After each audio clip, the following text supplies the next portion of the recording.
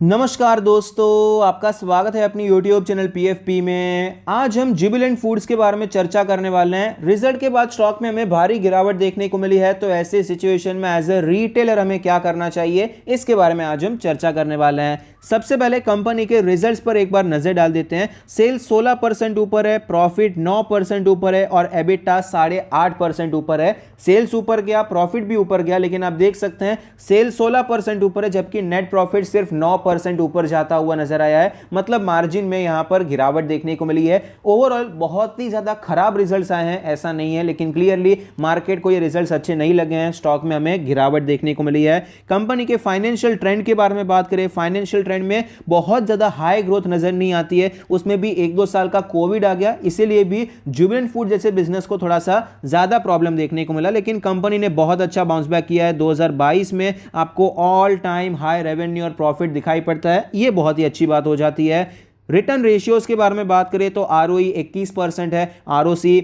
Almost 20% है, ROA 9% है। Return ratios आपको डिसेंट नजर आते हैं। लेवरेज रेशियो आप देख सकते हैं, डेट टू इक्विटी 0.06 है, इंटरेस्ट कवरेज रेशियो 6.5 का है, तो लेवरेज रेशियो भी काफी अच्छा है। ऑलमोस्ट जीरो डेट कंपनी आपको दिखाई पड़ती है, लेकिन बहुत ही कम कर्जा है। शेयर होल्डिंग पैटर्न के बारे में बात करें, टोटल प्रमोटर होल्डिंग है 41.94%, जिसमें से 0.7% प्लेज है, ये एक नेगेटिव पॉइंट है। Mutual fund 14%, other DIA 6%, FII 28%, retail and other category में 9.5% की हिस्सेदारी नजर आती है। शेयर होल्डिंग पैटर्न के बारे में बात करें, ओवरऑल ये पैटर्न कोई बहुत अच्छा नहीं है, लेकिन बहुत ज्यादा खराब नजर नहीं आता है। एक तो प्रमोटर की होल्डिंग 50% से कम है, उसमें भी थोड़ी बहुत प्लेज नजर आती है, ये नेगेटिव पॉइंट है। लेकिन ऐसा नहीं है कि बाकी की होल्डिंग में सिर्फ रिटेलर्स भरे हुए हैं, आपको इंस्टीट्यूशंस का अच्छा खासा इंटरेस्ट नजर आता है। अब रीसेंट ट्रेंड के बारे में बात करें तो रीसेंट ट्रेंड में mutual fund, other DIA continuously माल खरीद रहे हैं, लेकिन FIIs के बारे में बात करें तो ये फटाफट एग्जिट करते हुए नजर आते हैं। एक साल पहले 41-42% की होल्डिंग थी और अभी आप देख सकते हैं 28% के आसपास नजर आती है, तो क्लियरली FIIs ने अच्छा खासा माल यहां पर बेचा है। लेकिन अच्छी बात यह है म्यूचुअल फंड, अदर DIA खरीद रहे हैं, रिटेलर्स ने भी ये माल खरीदा है। रिटेलर्स की भी होल्डिंग आपको 3-3.5% से बढ़कर 6-6.5% होती हुई नजर आती है। तो FIIs जो माल बेच रहे हैं, म्यूचुअल फंड, अदर DIA और रिटेलर्स आपको खरीदते हुए नजर आते हैं। प्रॉब्लम तब होती है जब FIIs बेच रहे हैं, DIAs बेच रहे हैं, सिर्फ रिटेलर्स यहां पर एंटर हो जाते हैं। वो केस जनरली आपको पता चल जाता है, न्यूज़ में ऐसे स्टॉक बहुत ही ज़्यादा रहते हैं कि भाई यहाँ पर कोई फ्रॉड हो गया, स्टॉक में गिरावट हो रही है, फिर भी रिटेलर्स यहाँ पर भरते जा रहे हैं। ऐसा तो ऑफकोर्स जुबिलेंट फूड में नहीं है, इंस्टीट्यूशंस में भी आपको अदला बदली होती हुई नजर आती है। वैल्यूएशन के बारे में बात करें, 78 का P रेशियो है, जो कि हिस्टोरिकली लोअर साइड पे है, लेकिन सेक्टर के मुकाबले अब भी महंगा है। प्राइस टू बुक रेशियो 19 है, जो कि historically average price to book ratio है। वैल्यूएशन में सस्ता बिल्कुल भी नहीं कहूंगा, भले ही हिस्टोरिकली सस्ता नजर आता है, लेकिन ओवरऑल ये एक प्रीमियम वैल्यूएशन पर स्टॉक ट्रेड कर रहा है। स्टॉक के चार्ट पर आप देख सकते हैं 800 के लेवल से स्टॉक में गिरावट देखने को मिली, 450 के आसपास एक अच्छा खासा सपोर्ट लिया और यहां पर 600 के आसपास हमें एक अच्छा ब्रेकआउट देखने को मिला। ब्रेकआउट फेल हुआ, फिर धीरे धीरे स्टॉक आपको ऊपर जाता हुआ नजर आया, ज़्यादा ऊपर नहीं जा पाया, 650 तक गया, यहां पर साइडवेज हो गया और अभी आपको यहां पर एक ब्रेकडाउन देखने को मिला है। स्टॉक नीचे आता हुआ नजर आता है। फिलहाल आप देख पाएंगे स्टॉक अपने सारे मूविंग एवरेज के नीचे है। ये जो सेलिंग हुई थी उसमें वॉल्यूम भी अच्छा खासा था।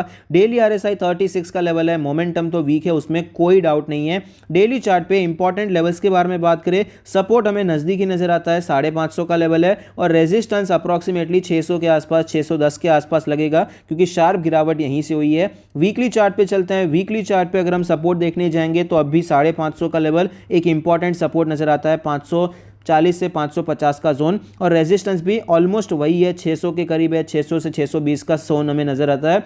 मंथली चार्ट पे चलते हैं। मंथली चार्ट पे लेवल्स थोड़े से चेंज हो जाएंगे। हायर साइड पे जो लेवल नजर आता है वो अप्रॉक्सीमेटली 650 का लेवल है, जहां पर फिलहाल ये रेजिस्टेंस लेके नीचे आया था। सपोर्ट के बारे में बात करें तो यहां पर 500 रुपए का सपोर्ट नजर आता है। मंथली चार्ट पे अगर आप देखने जाएंगे, type of head and shoulder pattern आपको यहां पर नजर आएगा। तो हेड एंड शोल्डर पैटर्न मतलब वीकनेस का एक पैटर्न होता है, लेकिन अभी डरने की जरूरत नहीं है। स्टॉक यहां पर कंफर्म नहीं किया है, स्टॉक इसके 500 के नीचे अभी तक नहीं आया है। इनफैक्ट 550 का सपोर्ट अब भी हमें वैलिड ही नजर आता है। तो अभी किस प्रकार से हमें स्टॉक में काम करना चाहिए, देखिए अगर हम शॉर्ट टर्म के लिए लिए काम करना चाहते हैं, मुझे ज़्यादा फेवरेबल सिचुएशन नज़र नहीं आती है क्योंकि रेजिस्टेंस नज़दीक है, 600 का लेवल है, 575 के ऊपर खरीदारी बन सकती है, लेकिन 25 रुपए का ही यहाँ पर आपको जोन मिलेगा। स्टॉप लॉस आपको अप्रॉक्सीमेटली कुछ नहीं तो भी 10-15 रुपए का तो रखना ही पड़ेगा, उससे कम का स्टॉप लॉस मिलेगा भी नहीं। तो रिस्क रिवॉर्ड रेशियो ठीक से बैठ नहीं रहा है, 600 राउंड लेवल हो जाता है तो 595 का हमें टारगेट रखना पड़ेगा। तो यहाँ पर स्विंग ट्रेड बैठ नहीं रहा है ठीक से,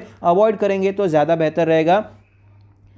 या तो एक केस ये हो सकता है कि अभी जिस प्रकार से गिरावट हुई है इसी प्रकार से एक और शार्प गिरावट हो जाती है, डायरेक्ट 500 के आसपास आ जाता है, तो यहां से एक रिवर्सल ट्रेड हम प्लान कर सकते हैं।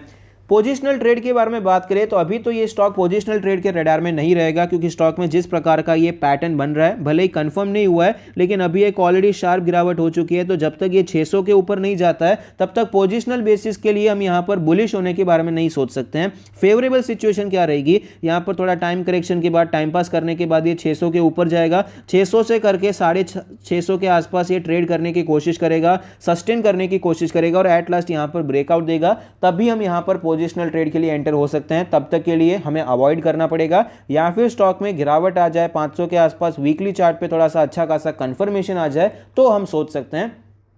ये हो गया पोजिशनल। लॉन्ग टर्म के लिए अगर हम बात करें तो Jubilant Foods as a company खराब कंपनी नहीं है, अच्छी कंपनी है, निवेश यहाँ पर किया जा सकता है, लेकिन वैल्यूएशन ऑफ कोर्स हाई नजर आता है और फिलहाल स्टॉक में यहाँ पर जो रिकवरी चल रही थी वो भी हमें खत्म होती हुई नजर आती है क्योंकि रिकवरी की कैंडल्स देखिए और गिरावट की कैंडल देखिए कितना स्लोली आपको ये रिकवर करता हुआ नजर आया था, स्लोली ऊपर जा रहा था। उसमें भी देखिए बीच में एक आध आपको रेड कैंडल देखने को मिल जाती, मोमेंटम खत्म हो जाता, तो मोमेंटम एक्चुअली था ही नहीं, लेकिन गिरावट में मोमेंटम आपको स्ट्रांग देखने को मिला है। तो फिलहाल यहां पर लॉन्ग टर्म के लिए वैल्यूएशंस तो एक कंसर्न है, टेक्निकली भी यहां पर एक कंसर्न नजर आता है।